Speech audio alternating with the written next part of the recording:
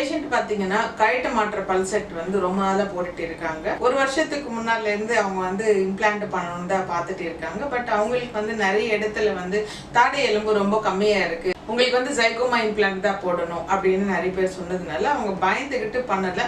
ஆக்சுவலா அவங்களுக்கு இம்ப்ளான்ட்னாவே பயம்தான். யூடியூப் பார்த்துட்டு நமக்கு வந்து வாட்ஸ்அப்ல அவங்க எக்ஸ்ரே ஃபார்வர்ட் பண்ணாங்க.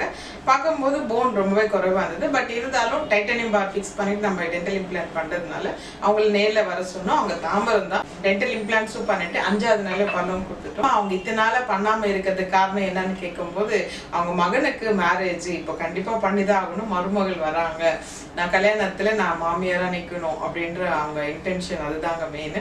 அதுக்கப்புறமா அவங்க வந்து பயம் எல்லாம் இப்போ பறந்து போயிடுச்சு. ஏன்னா அவங்க வந்து ட்ரீட்மெண்ட் பண்ணிட்டு எப்படியும் நான் மேடையில அழகா நிக்கணும் அவங்க பண்ணிக்கிட்டாங்க. 5வது நாள் நம்ம ஃபிக்ஸ்டா பல்லும் கொடுக்கும் போது அவங்களுக்கு ரொம்ப சந்தோஷமும் ஆயிட்டாங்க. அவங்க பிஏ வீடியோ, அதாவது யூடியூப்ல நம்ம கூட உட்காந்து அவங்களோட எக்ஸ்பீரியன்ஸ் எல்லாம் பகிர்ந்துட்டு இருக்காங்க. அந்த வீடியோட லிங்க் வந்து நான் டிஸ்கிரிப்ஷன்ல கொடுத்துருக்கேன், நீங்க பாருங்க. இந்த மாதிரி பல் பிரச்சனை இருக்கு, எக்ஸ்ரே ஆல்ரெடி உங்ககிட்ட இருக்குதுன்னா எனக்கு வாட்ஸ்அப்ல இந்த நம்பருக்கு நீங்க பண்ணீங்கன்னா அது பார்த்துட்டு என்ன பண்ணணும் அப்படின்ற பிளான் நான் உங்களுக்கு சொல்றேன்.